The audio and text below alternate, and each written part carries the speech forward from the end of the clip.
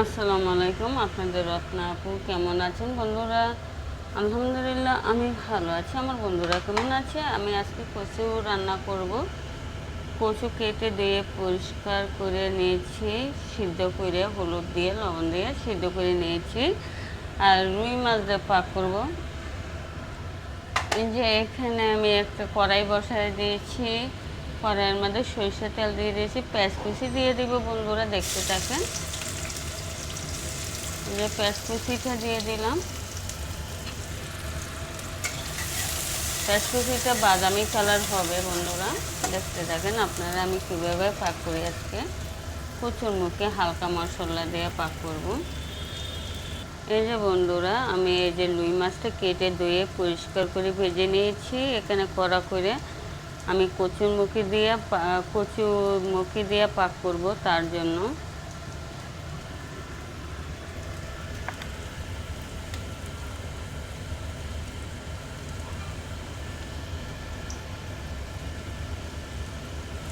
এই যে বন্ধুরা এখানে আমি আবার পেঁয়াজটাকে বাদামি কালার করে নেব। যে পেঁয়াজটা হয়ে গেছে বন্ধুরা, আমি মশলা অ্যাড করে দিব।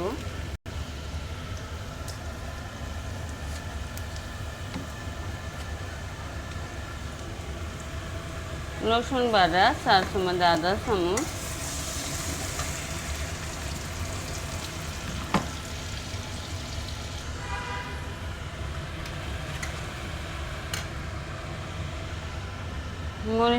মরিচ গুঁড়া আধা চামচ, হলুদের গুঁড়া আধা চামচ বন্ধুরা, পরিমাণ মতো লবণ, ধনিয়ার গুঁড়া আধা চামচ, জিরা বাটা আধা চামচ, সব মশলা দিয়েছি। 5 মিনিট আমি কষায় নেব বন্ধুরা। আমি দেখাতে পারলাম না, আপনাদেরকে বলে দিচ্ছি কীভাবে পাক করছি আমি। অবশ্যই বন্ধুরা দেখেন আমি মশলা কষায় নিয়েছি। আমি কচু যে কেটে রেখেছিলাম কচুগুলা দিয়ে দিয়েছি। এখন আরও 5 মিনিট কষায় নেব। আমি পানি অ্যাড করব না বন্ধুরা, দেখেন পানি অ্যাড করব না। আরও 5 মিনিট ভালো করে কষায় নিতে হবে। এখানে আমি আর একটা জিনিস বন্ধুরা দেব, শতকরা। যে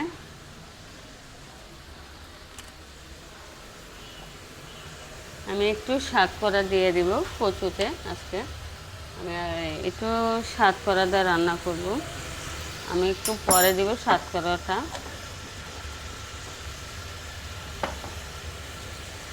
নাহলে তিতা হয়ে যাবে, তার জন্য একটু পরে দেব।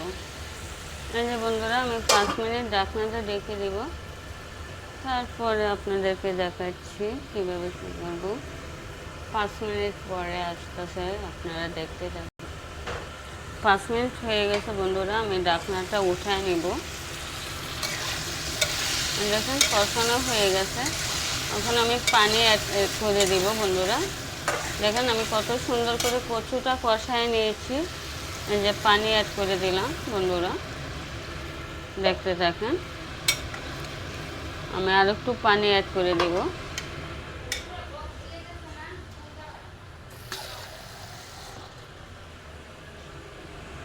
ওই যে আর একটু পানি অ্যাড করে দিয়েছি বন্ধুরা। এখন আমি মাছটা যে ভেজে রেখেছিলাম এই মাছটা বন্ধুরা দিয়ে দিব, রুই মাছটা। ওই যে রুই মাছ কেটে ধুয়ে পরিষ্কার করে ভেজে রেখেছিলাম। এখন আমি ওই যে রুই মাছটা দিয়ে দিচ্ছি এখানে বন্ধুরা। আজকে আমি কচু দিয়ে রুই মাছ পাক করছি।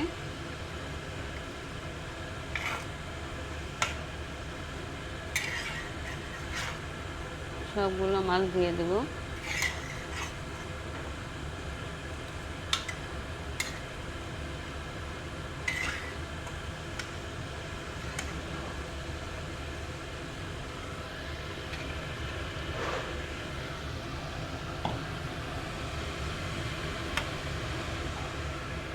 বন্ধুরা আমি কয়টা কাঁচামরিচ দিয়ে দেবো এখন।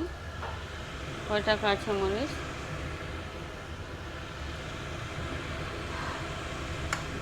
10 মিনিটের জন্য আমি ঢাকনাটা রেখে দেব।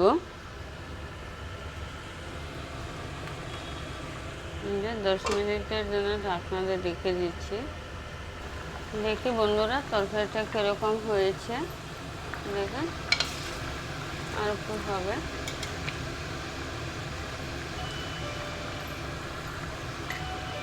আরও 10 মিনিট ঢাকনাটা রেখে দিচ্ছি। বন্ধুরা আমার তরকারিটা হয়ে গেছে, এখন আমি গ্যাসটা বন্ধ করে দেব।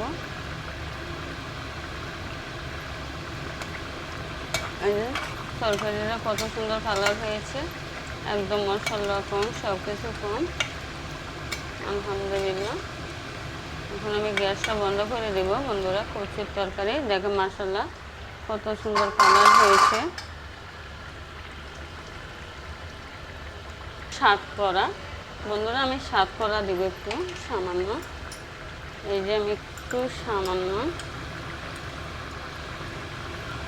একটু সাতকরা দিলাম এখানে,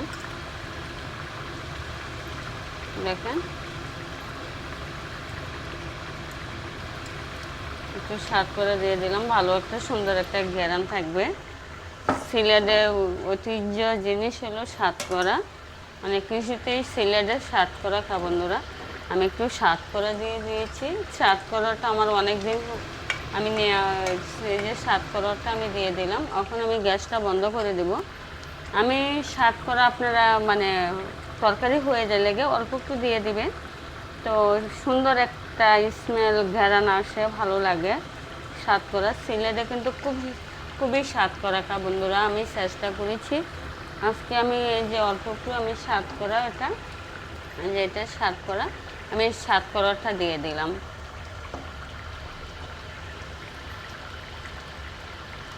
এই যে বন্ধুরা দেখেন আমার ওই যে কচুর তরকারিটা আলহামদুলিল্লাহ কত সুন্দর হয়েছে।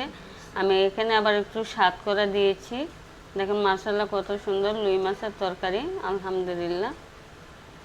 আপনারা চেষ্টা করবেন, সাতকরা অনেকে খেতে পারে না, আমরা আবার সাতকরা একদম পছন্দ করি। আর সিলেটের মানুষ তো সাতকরা ডাইলে মাংসতে সব কিছুতে দেয়।